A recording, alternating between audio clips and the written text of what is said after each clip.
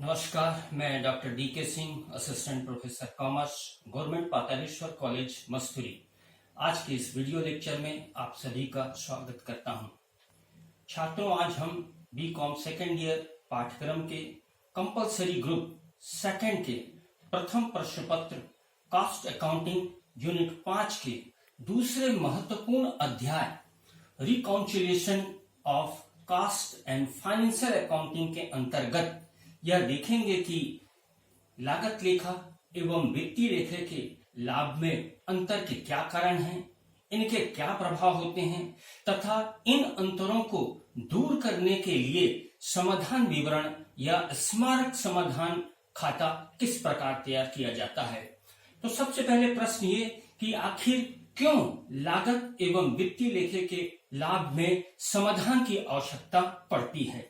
छात्रों, हम जानते हैं कि लागत लेखा और वित्तीय लेखा दोनों ही द्विप्रविष्टि प्रणाली के नियमों, सिद्धांतों, मान्यताओं और मानकों पर आधारित है। इनके आधार पत्र बेसिक डॉक्यूमेंट्स भी एक ही होते हैं और ये दोनों ही किसी व्यावसायिक उपक्रम के लाभ व हानि का ज्ञान कराते हैं। इसलिए यह उचित ही है कि इन दोनों लेखों के अंतिम परिणाम भी एक जैसे ही हों, अर्थात ये दोनों लेखे एक ही राशि के लाभ व हानि ज्ञात कराएं। परंतु ऐसा होता नहीं है। वास्तविकता तो यह है कि इन दोनों लेखों के अंतिम परिणामों में अधिकांशतः अंतर पाया जाता है, अतः इनके समाधान या मिलान की आवश्यकता पड़ती है। छात्रों, जहां लेखे एकीकृत लेखांकन पद्धति इंटीग्रेटेड अकाउंटिंग सिस्टम के आधार पर रखे जाते हैं, वहां लागत लेखे एवं वित्तीय लेखे पृथक पृथक नहीं रखे जाते हैं, बल्कि एक मिश्रित लेखांकन पद्धति कंसोलिडेटेड अकाउंटिंग सिस्टम का अनुसरण किया जाता है और सभी लागत एवं वित्तीय लेन देनों व व्यवहारों का पुस्तकों के एक ही सेट में लेखा किया जाता है। फलस्वरूप इनके समाधान की कोई समस्या ही उपस्थित नहीं होती है। लेकिन जहां गैर एकीकृत पद्धति नॉन इंटीग्रेटेड अकाउंटिंग सिस्टम या लागत नियंत्रण लेखांकन पद्धति कास्ट कंट्रोल अकाउंटिंग सिस्टम का अनुसरण किया जाता है, वहां लागत एवं वित्तीय लेखों के दो अलग अलग सेट रखे जाते हैं। फलस्वरूप इन लेखों के परिणामों में आए अंतर को दूर करने के लिए समाधान विवरण बनाना आवश्यक हो जाता है। छात्रों, अब हम आगे देखते हैं कि आखिर वे कौन से कारण हैं जिससे लागत लेखे एवं वित्तीय लेखे के अंतिम परिणामों में अंतर होता है और इसका लाभों पर, इनके अंतिम परिणामों पर क्या प्रभाव पड़ता है तथा इन अंतरों को दूर करने के लिए किस प्रकार समाधान विवरण रिकॉन्सिलिएशन स्टेटमेंट कैसे तैयार किया जाता है। Of difference of profit between cost account and financial account. लागत और वित्तीय लेखों के लाभ में अंतर के कारण। पहला और सर्वाधिक महत्वपूर्ण कारण है डिफरेंस इन एक्सपेंसेस, व्ययों में अंतर। लागत लेखे के अंतर्गत अनेक व्यय जैसे कारखाना व्यय, कार्यालय व्यय, बिक्री वितरण व्यय केवल अनुमान के आधार पर लिखे जाते हैं, जबकि लाभ हानि लेखा में ये वास्तविक होते हैं। अतः स्वाभाविक रूप से दोनों के लाभों में अंतर हो जाता है। यदि इन व्ययों को लागत लेखे में अधिक लिखा गया है तो लागत लेखे का लाभ वित्तीय लेखों की तुलना में कम हो जाता है, और यदि इन व्ययों को लागत लेखा में कम लिखा गया है तो लागत लेखे का लाभ वित्तीय लेखों की तुलना में अधिक हो जाता है। दूसरा महत्वपूर्ण अंतर का कारण है certain item of expenses not included in cost account. कुछ व्ययों का लागत लेखों में शामिल नहीं किया जाना। छात्रों, कुछ व्यय, हानियां या भुगतान ऐसी होती हैं जिनका सिर्फ वित्तीय लेखों में ही लेखांकन किया जाता है, जैसे interest on capital, interest on debenture, interest on bank overdraft, commission on issue of share and debenture, ख्याति या गुडविल का अपलेखन, प्रारंभिक व्ययों का अपलेखन, कानूनी क्षतिपूर्ति, कानूनी दंड एवं जुर्माना, संचालकों का शुल्क, अंकेक्षकों का शुल्क, loss on sale of fixed assets, loss on sale of investment, cash discount allowed, capital expenditure, income tax, payment of dividend और प्रोविजन फॉर बैड डेब्ट्स आदि व्यय की ऐसी मदें हैं जिनका लेखा सिर्फ वित्तीय लेखों में किया जाता है, लागत लेखे में नहीं किया जाता है। अतः स्वाभाविक है दोनों के द्वारा प्रदर्शित लाभ में अंतर आ जाता है। लाभों में अंतर का तीसरा और महत्वपूर्ण कारण है certain item of income not included in cost account. कुछ आयों का लागत लेखों में शामिल नहीं किया जाना।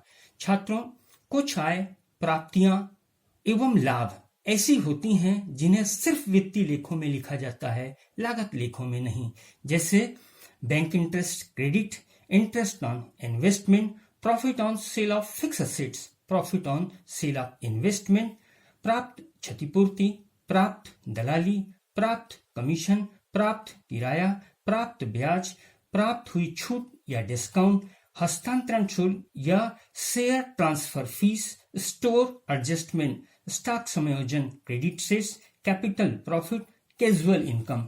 चूंकि इन मदों को लागत लेखे में नहीं लिखा जाता, अतः इन मदों की रकम से लागत लेखों का लाभ कम हो जाता है।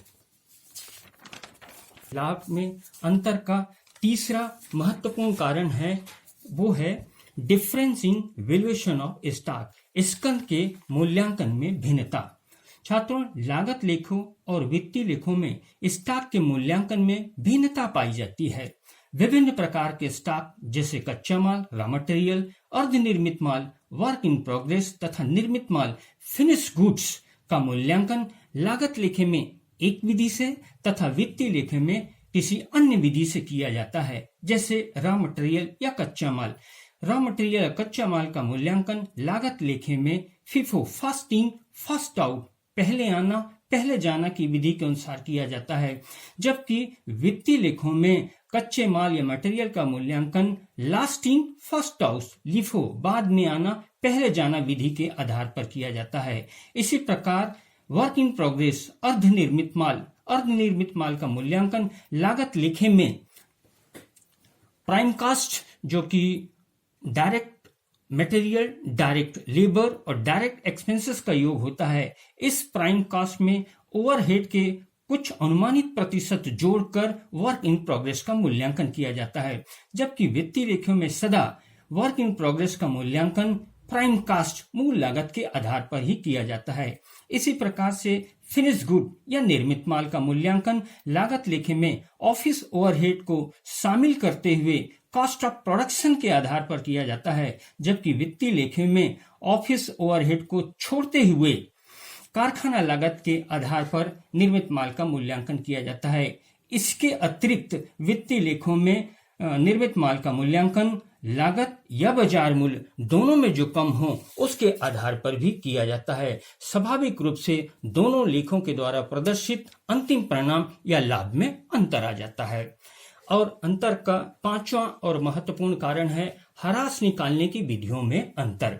सामान्यतः लागत लेखों एवं वित्तीय लेखों में ह्रास निकालने की भिन्न भिन्न पद्धतियां प्रयुक्त हो जाती है। वित्तीय लेखों में भारतीय आयकर अधिनियम में दिए गए प्रावधान के अनुसार संपत्तियों पर ह्रास की गणना की जाती है, जबकि लागत लेखे में संपत्ति के जीवन काल के आधार पर ह्रास की गणना की जाती है। अतः दोनों लेखों द्वारा प्रदर्शित लाभ में भिन्नता आ जाती है। और जब लागत लेखे एवं वित्तीय लेखों के लाभ के अंतर के कारण पता चल जाते हैं, तब आवश्यकता महसूस होती है इस अंतर को समाप्त करने के लिए समाधान विवरण तैयार करना। तो इन लाभों को के अंतर को दूर करने के लिए एक समाधान विवरण बनाया जाता है।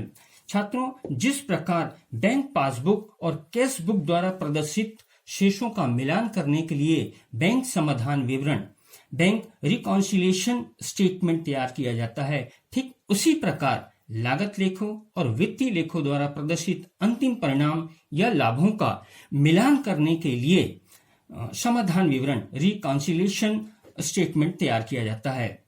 इस समाधान विवरण में सर्वप्रथम लागत या वित्तीय लेखे द्वारा प्रदर्शित लाभ को आधार बनाया जाता है। सामान्यतः लागत लेखे द्वारा प्रदर्शित लाभ को ही आधार बनाया जाता है। यदि लागत लेखे द्वारा प्रदर्शित लाभ को आधार मानकर ये समाधान विवरण तैयार किया जाता है तो आवश्यक समायोजन के पश्चात प्राप्त होने वाला लाभ वित्तीय लेखे के लाभ को प्रदर्शित करेगा। यहाँ पर संक्षेप में इस समाधान विवरण के प्रारूप दिए गए हैं। आप देखिए, इस प्रारूप में समाधान विवरण तैयार किया जाता है। सबसे पहले heading, reconciliation statement for the year ending, ये हेडिंग रहेगा। जिस अवधि के लिए आप ये समाधान विवरण बना रहे हैं वहां ये लिखेंगे। और सबसे पहले लिखते हैं profit as per cost account, लागत लेखे के अनुसार प्रदर्शित लाभ को यहां लिखते हैं। फिर इस लागत लेखे द्वारा प्रदर्शित लाभ में कुछ मदों को हम जोड़ते हैं और कुछ मदों को घटाते हैं। Profit as per financial account, यानी लागत लेखे के लाभ से हम शुरुआत करेंगे, कुछ मदों को जोड़ेंगे, कुछ मदें घटाएंगे, तो जो शेष आएगा वह वित्तीय लेखे के अनुसार लाभ होगा। अब हम देखते हैं कि इनमें कौन कौन सी मदें जोड़ी जाती हैं और कौन कौन सी मदें घटाई जाती हैं। पहला है expenses overcharge in cost account, लागत लेखे में अधिक लिखे गए व्यय। और यही माइनस में भी छात्रों हम देख लेते हैं नंबर 1 को, expenses under charge in cost account, यानी लागत लेखे में कम लिखे गए व्यय। तो यदि लागत लेखे में किसी व्यय को अधिक लिखा जाता है तो जितना अधिक लिखा जाता है वो लागत लेखे के लाभ में समाधान विवरण में हम जोड़ देते हैं। और यदि किसी व्यय को कम लिखा गया है लागत लेखे में तो लागत लेखे समाधान विवरण में लागत लेखे के लाभ में हम उसको क्या है माइनस कर देते हैं। एक उदाहरण से इसको हम यहां समझते हैं।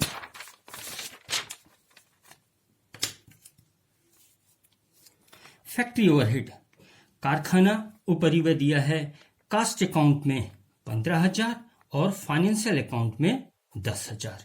इसी प्रकार से फैक्ट्री ओवरहेड कास्ट अकाउंट में है 6,000 और फाइनेंशियल अकाउंट में है 8,000। पहले देखते हैं हम जो है कि फैक्ट्री ओवरहेड कास्ट अकाउंट में लिखा है 15,000 जबकि फाइनेंशियल अकाउंट में लिखा हुआ है 10,000, यानी 15,000 माइनस 10,000 इक्वल टू 5,000।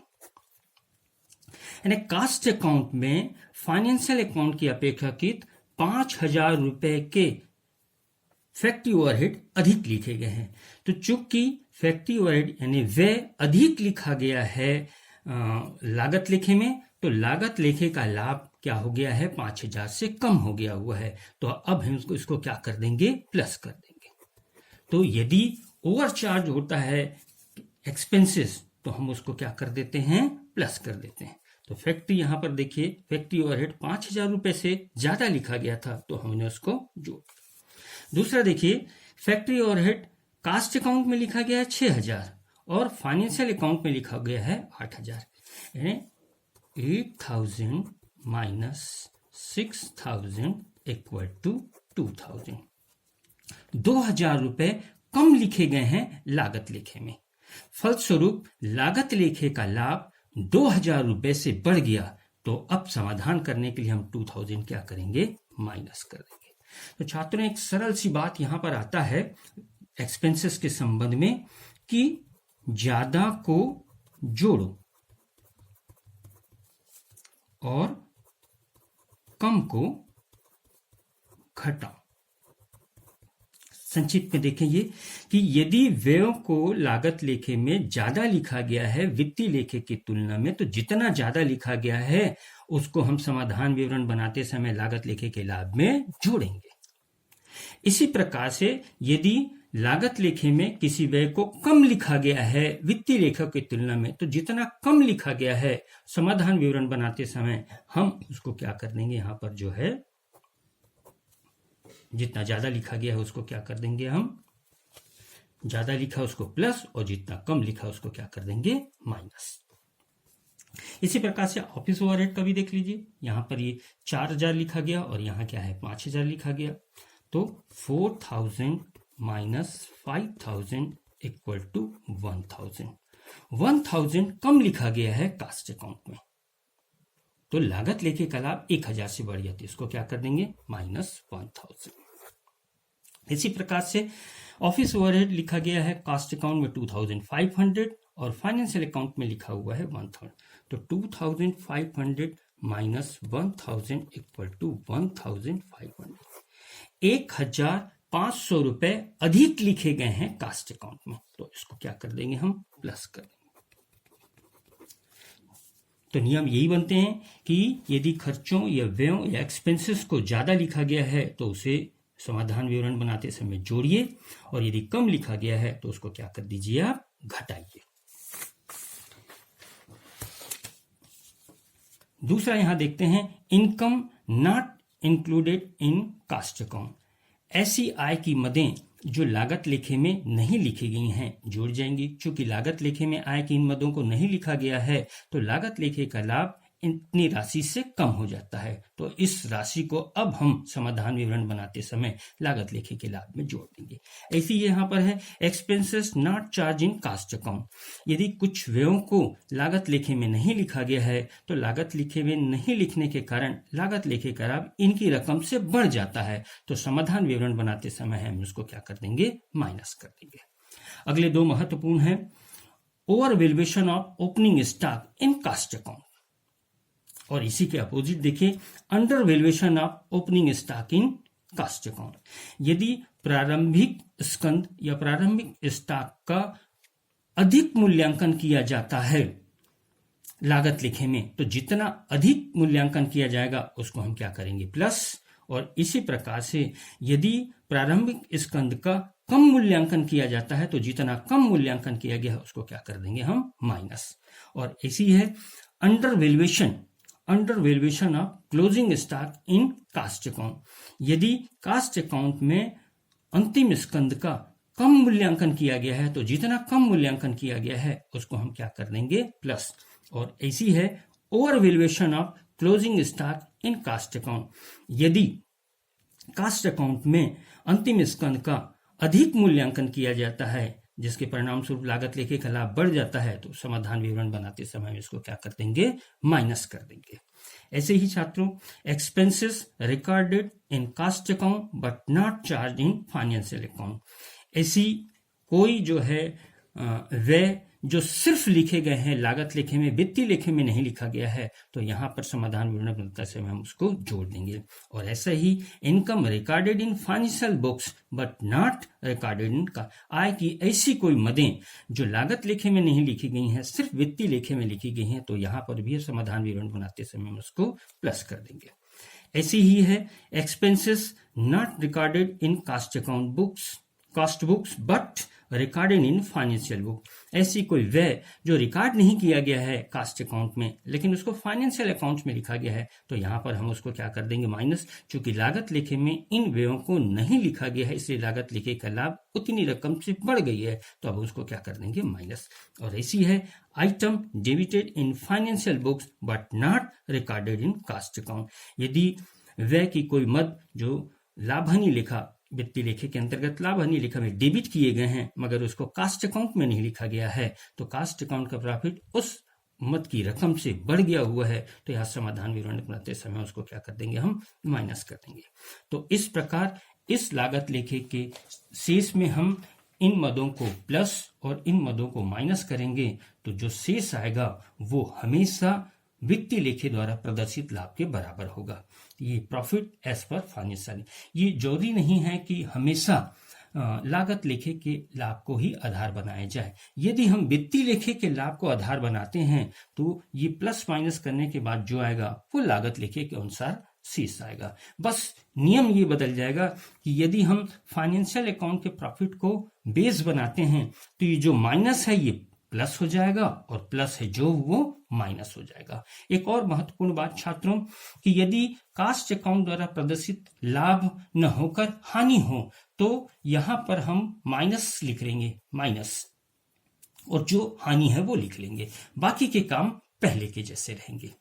यदि छात्रों संक्षेप में समाधान विवरण बनाने की सूत्र के रूप में या नियम के रूप में बात करें तो हम ये देख सकते हैं, ये 4 नियमों को यदि ध्यान में रखा जाए समाधान विवरण बनाते समय, यदि इन 4 नियमों को ध्यान में रखा जाए तो आसानी से आप समाधान विवरण तैयार कर सकते हैं। लेकिन ध्यान रखने वाला बात यह है कि ये नियम तभी लागू होंगे जब लागत लेखे के लाभ को आधार बनाया गया है। यदि वित्तीय लेखे के लाभ को आधार बनाया जाएगा तो ये नियम विपरीत हो जाएंगे। तो देखते हैं क्या है नियम। नियम नंबर 1, व्ययों के संबंध में ज्यादा को जोड़ो, कम को घटाओ। कोई भी व्यय जो लागत लेखे में अधिक लिखा गया है तो जितनी राशि से अधिक लिखा गया है समाधान विवरण बनाते समय उसे हम क्या करेंगे, उस अधिक राशि को जोड़ देंगे। इसी प्रकार से यदि किसी व्यय को लागत लेखे में कम लिखा गया है तो जितना कम लिखा गया है समाधान विवरण बनाते समय उस कम राशि को हम लागत लेखे के लाभ में माइनस कर देंगे। इसी प्रकार से नियम नंबर 2 है न लिखे गए मदों के संबंध में। यदि इन मदों को लागत लेखे में रिकॉर्ड नहीं किया गया है तो ये नियम होंगे क्या, न लिखे गए आय को जोड़ो। यदि किसी आय के मद को लागत लेखे में नहीं लिखा गया है तो ऐसे आय के मदों को समाधान विवरण पत्र बनाते समय हम लागत लेखे के लाभ में जोड़ेंगे। और इसी प्रकार से न लिखे गए व्यय को घटाइए। यदि किसी व्यय के मद को लागत लेखे में नहीं लिखा गया है तो समाधान विवरण बनाते समय हम लागत लेखे के लाभ में व्यय की इन मदों की रकम को घटा देंगे। नियम नंबर 3 है, ये प्रारंभिक स्कंद के संबंध है। यदि प्रारंभिक स्कंद का मूल्यांकन अधिक किया जाता है लागत लेखे में तो जितना अधिक किया गया है उसे हम जोड़ेंगे। और यदि प्रारंभिक स्कंद का लागत लेखे में कम मूल्यांकन किया गया है तो जितना कम मूल्यांकन किया गया है उसे हम क्या करेंगे, माइनस करेंगे। और नियम नंबर 4 है कि अंतिम स्कंद के संबंध में यदि अंतिम स्कंद का लागत लेखे में कम मूल्यांकन किया गया है तो उसे हम जोड़ेंगे। और यदि लागत लेखे में अंतिम स्कंद का अधिक मूल्यांकन किया गया है तो उसे हम घटाएंगे। यहाँ छात्र ध्यान रखेंगे कि ओपनिंग स्टॉक का जस्ट अपोजिट होता है क्लोजिंग स्टॉक। तो छात्रों ये था रिकॉन्सिलिएशन स्टेटमेंट बनाने की क्रिया विधि। आज के इस वीडियो लेक्चर में इतना ही। अगले वीडियो में हम इस समाधान विवरण पत्र बनाने से संबंधित कुछ प्रैक्टिकल क्वेश्चन को हल करना सीखेंगे। धन्यवाद।